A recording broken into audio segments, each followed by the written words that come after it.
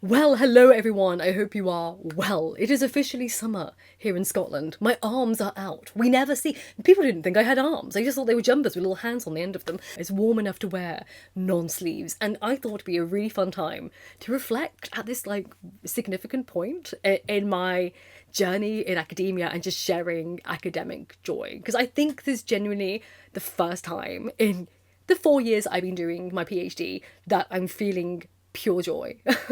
Which seems incredibly strange to come to, because obviously I felt the joy at the beginning and then there was a lull for a few years, and I want to explain all of that for people who are curious about that experience, or if you are also a PhD student and you want someone to relate to, hopefully you may not feel alone, but also just the whole wonderful privilege of actually finding joy in this whole process.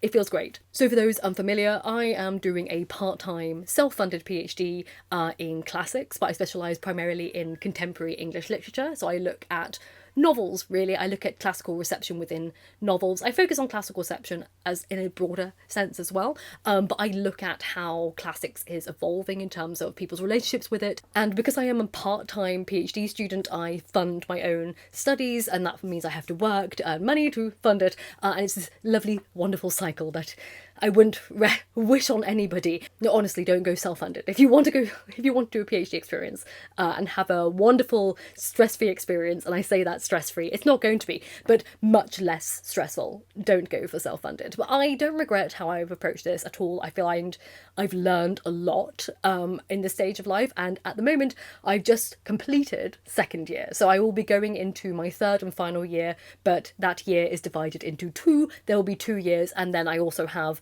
write-up period, which will also be 2 years of write-up. But I'm really going into the final formal year of PhD. And the evolution of how I feel this process takes hold was not how I imagined it to be. I had this very wonderful Instagram idea of, going to the library and these late night writing sessions and this exploration of my mind, when really I found the battle has technically been incredibly internal. It has been far more about how you work as an academic more than anything else, because that groundwork is not laid out. It is a process of self-discovery more than the research process, from my experience. It's just been far more how I work, figuring out the way I work, and how personal that evolution is. And at this stage, finally, after 4 years, I think I can say I figured it out.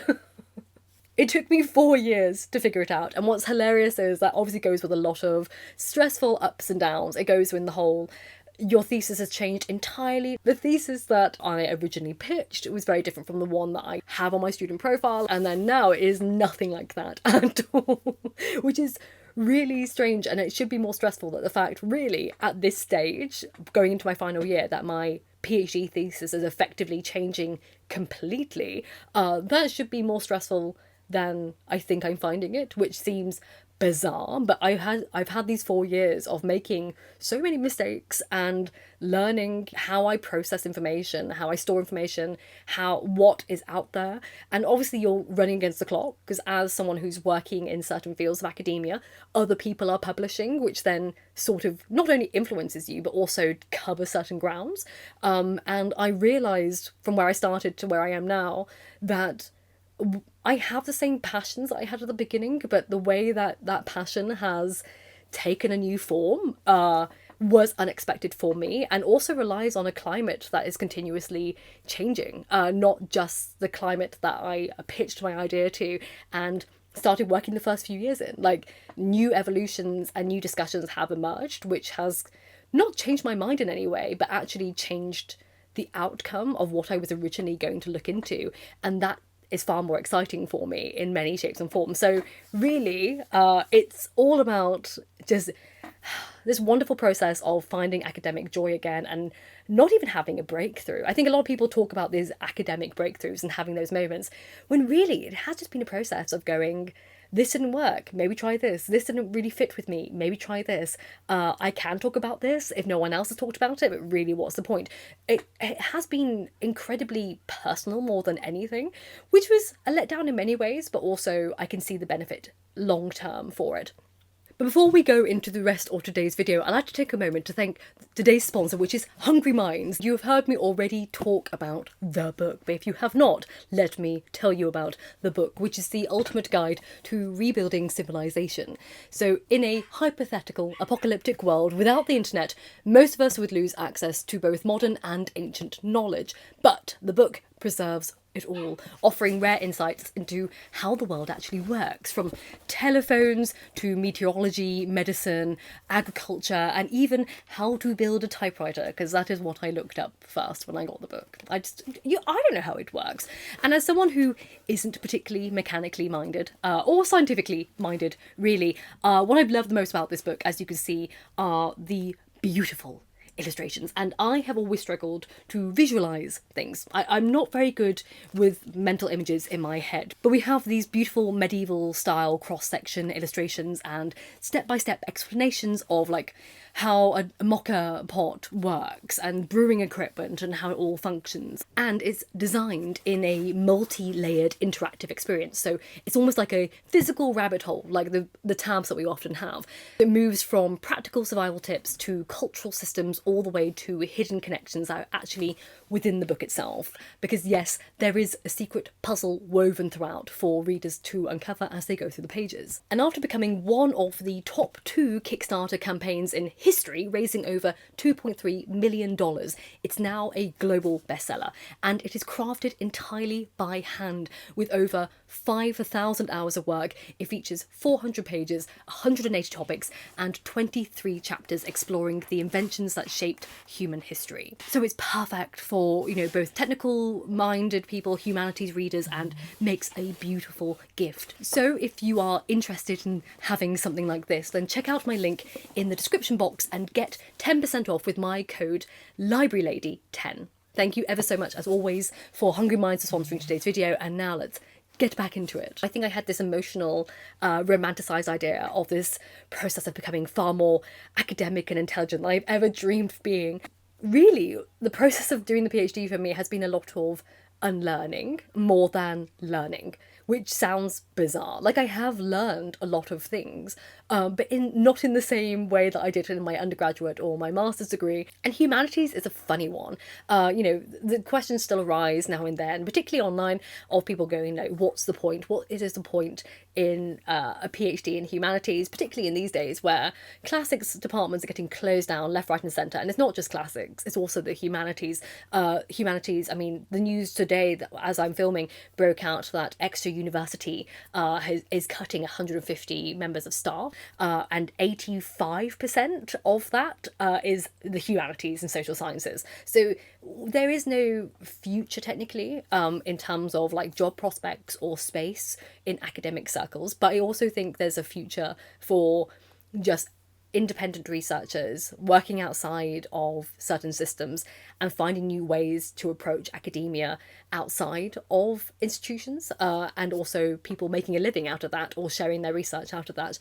And what's funny is I'm even more excited for post-PhD when I have this one project out the way, because I have so many other projects in my head that I want to write about and talk about and go to conferences about, that I am limited by the limitations of I have to focus on this project right now because I don't have enough time because I also have to work. So that's a shame, and I think that's a great advantage to those who are doing a full-time PhD that don't have to fund it themselves. Like, that's such a wonderful element that I wish I had, and I think is a glorious area of academic expertise and academic adventure. And also at this stage in my career, I have one publication and then an online publication in peer-reviewed journal, but I also have my first book chapter coming out, which I know is like much less academically idolized than a peer-reviewed paper for an academic journal.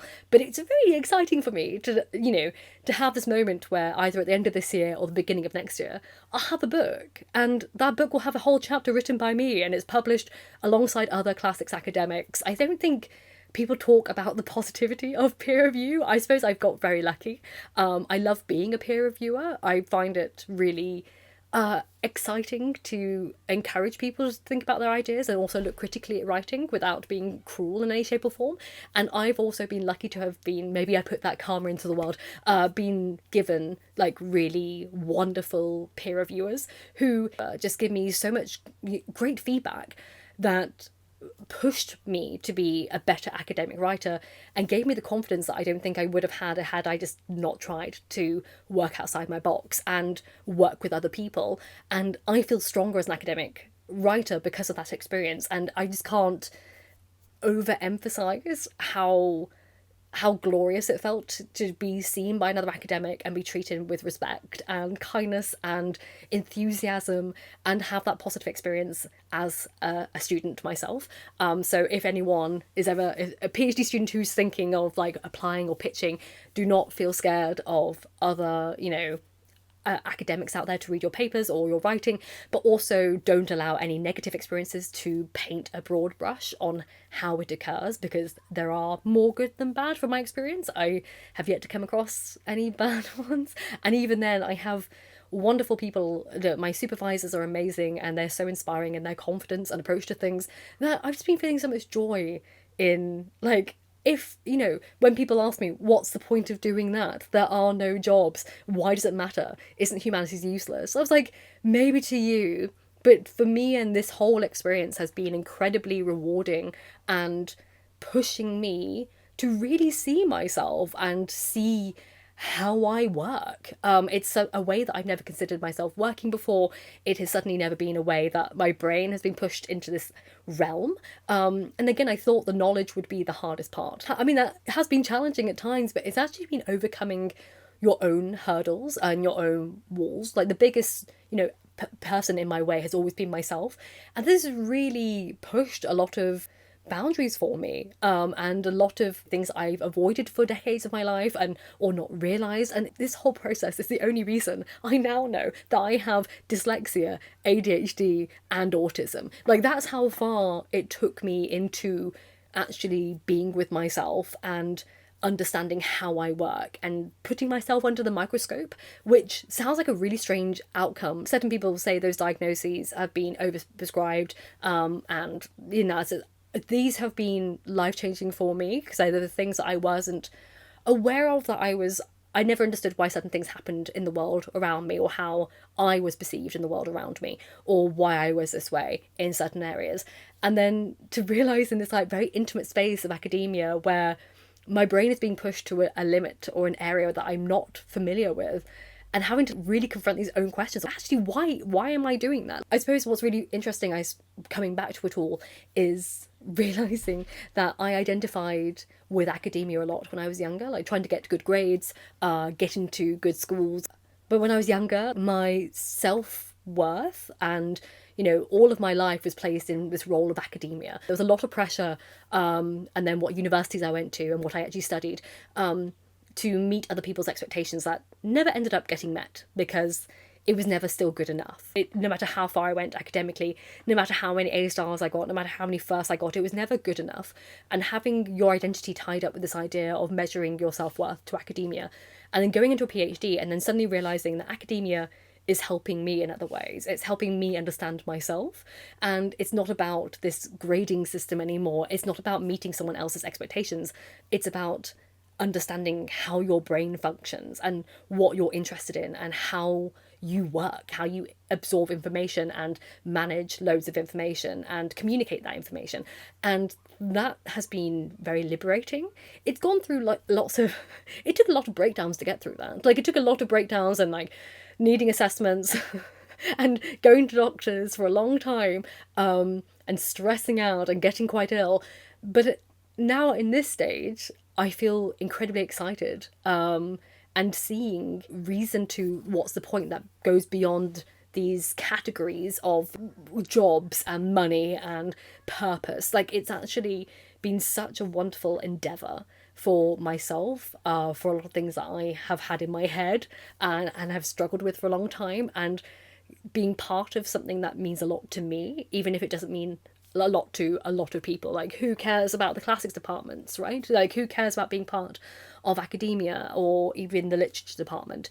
I care. I've actually cared a lot about that.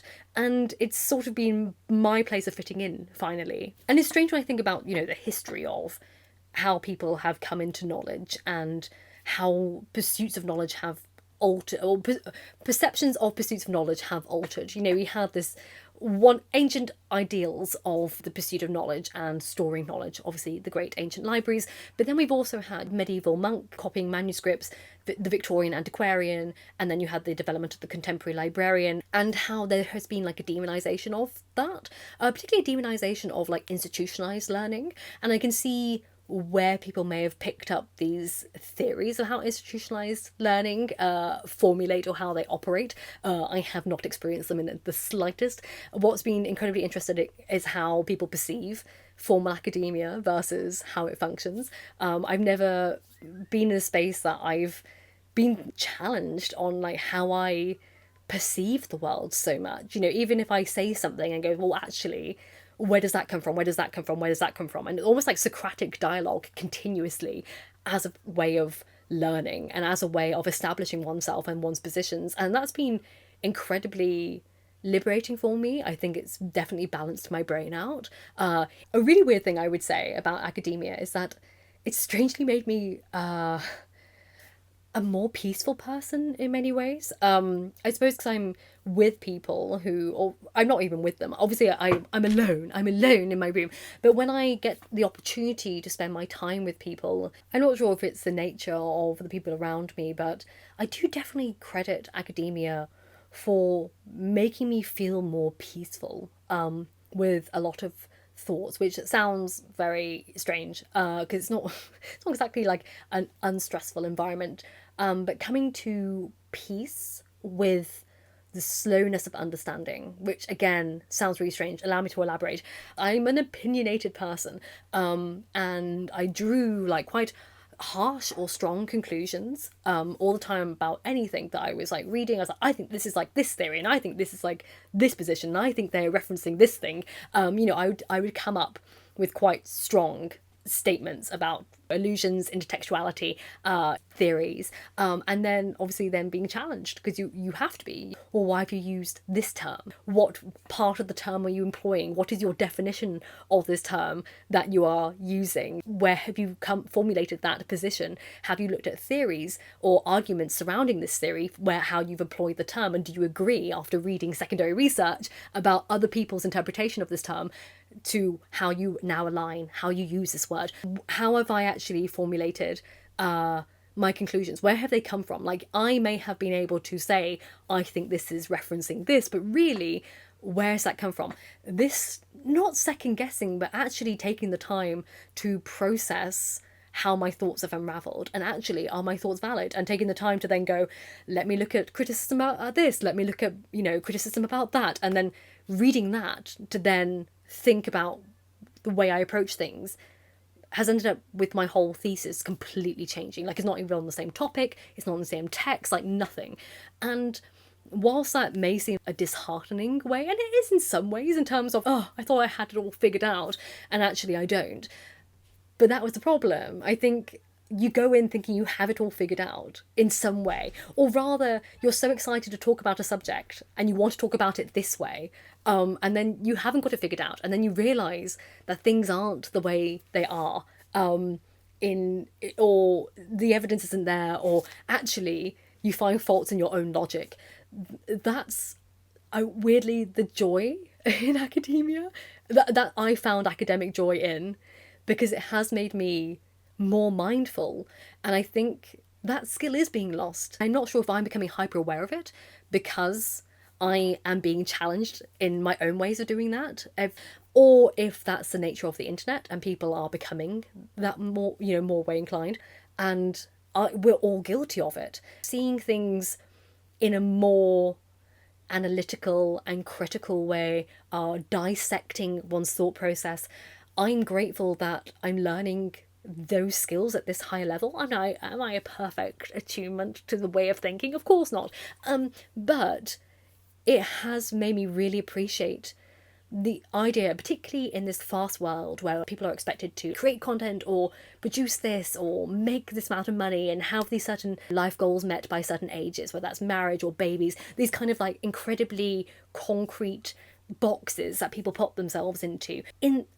I wish people understood the benefit to that from academia. I think people are so used to simplifying the idea of academia as this incredibly, I mean, obviously it's incredibly privileged. Unfortunately, it shouldn't be a privileged opportunity for people, but it is historically elitist, privileged institutions that sort of gatekeep based on finances, background, and then there's a demonization of what that culture produces, which is incredibly, again, projected into this cartoonish way that does not reflect how the institutions function on the inside or even the people that I met within the inside. I'm in wonderful academic circles that there are academics who sort of call each other out. They're free to pose questions, and that question doesn't mean anything. They are happy to pose a question and ask someone how they came to that thought process, ask people about their engagement with the media or the papers and they are consuming and engaging with in nuanced, fascinating ways. The things that you can learn about how your own processing works by watching a paper about something you have no idea about at a conference, and then challenging yourself, which I always do. I challenge myself to ask a question for every single paper that I listen to, and I've kept to that so far. But forcing yourself with that challenge in every conference paper, what do I not know? What do I need them to answer for me? It's a way of engaging your brain that I haven't even experienced at undergraduate level or master's level. I suppose there was so much pressure during those years to prove yourself to get through those experiences, and then now at this level it's not about even proving like how smart you are or what grades you're getting. It's more about how you are engaging with the world in academia. I'm trying to revel in this privilege of going, I'm not sure if I'll ever get to engage my brain with this way again. I hope I do. I hope I get to continue academic work even though I'm not a part of an institution anymore after I graduate, and be part of conversations with people. But I don't hear people talk about like the academic joy, particularly in this current climate and particularly in the current conversations happening where culture wars are abundant as always, and it tends to be against the establishment. But where the benefit lies is actually having the tools to think in a way that really engages with your brain, which usually creates this peace within oneself. When I was thinking in more extreme ways, everything seemed incredibly bleak, and that can lead to like fatalistic thinking, but actually having this way of processing information or the way I'm coming to conclusions about things doesn't take away from the severity of things, but having a way of breaking things down into manageable chunks of logic and dealing with things a little bit more neutral. Again, it's not always. It's not like you don't ever have a moment you're like, I'm so angry by this. But it's more challenging yourself, allowing to have those emotions, having a bit of fun with them, but also breaking them down for your consumption and digestion and wondering what to do with this information. I think there's more answers when it is digested and broken down into smaller pieces and fragments of justification, looking at histories behind those positions or understandings that you come to terms with and looking at it in a broader picture. I wish I could encourage more people to just tap into that way of thinking, tap into reading and also really challenging oneself and how one comes to certain conclusions about things. It's almost like language is often completely futile in so many ways. Maybe it's English language. I think, a lot of other languages have more words for things, but it feels like actually to express or even comprehend the human experience, it does a disservice to even employ language sometimes. It's just about sitting with this idea and trying to come to terms with it and almost feeling like frustrated that language is so limiting to the nuance of everything. It's been a really incredible journey of realizing the limitations of how much I can express something, and because of that I have to use more words to discuss an idea or to discuss a conclusion or to discuss a concept without ever just simplifying it, going here's the raw material. And it brought me back to a moment when I was doing my master's and my dissertation supervisor then was really interested in something, I can't even remember the point, but I had employed some Greek in my discussion of James Joyce's Ulysses, and he was like, that's a fascinating conclusion, but how did you come to that? And I explained it to him, and he went, why didn't you write that down? And I was like, well, I don't have the words, so I don't have the word count, so I just put the conclusion there. And he was like, I would have loved to have read like 5 pages of the thing that you just said out loud. And he went, it's like mathematics. Working out is actually really exciting. When you get the answer, it's sort of anticlimactic. But you look at where you came from, and then you look at the conclusion, and then you get excited. But actually, the working out was fun. And the same applies for academia, particularly in the humanities. But obviously sciences as well. But it gets overlooked in the humanities, I think, because we don't have that mathematical equation to our figuring out. And it's been a joy of every process has been like this. Starting the PhD from there to now has been like that. Because it feels like I have nothing to show for it. And actually I do. And I just have to really reap the experience and the mathematical equations that have come to this point, but don't show up in words.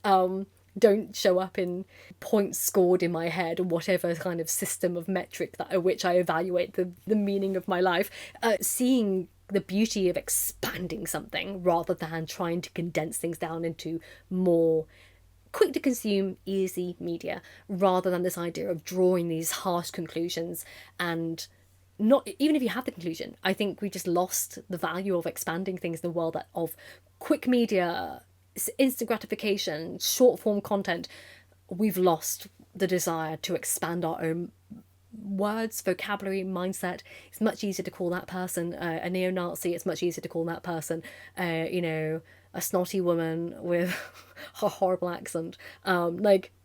Please elaborate. And I have the same theory as well. Also, I was talking to a mentor today about kindness, and she was saying, I don't really understand why people find it easier to be nasty than to be kind. And I was like, well, I have a theory. My theory is that if this person's nasty to this person, they tear them down, and that lowers them, which in effect raises this person up, but creates a level disparity. Whereas if these two people are equal, and this person wants this person to be better than this person in some way, they have to work for it. They have to improve their skills, they have to improve their vocabulary, they have to, whatever it may be.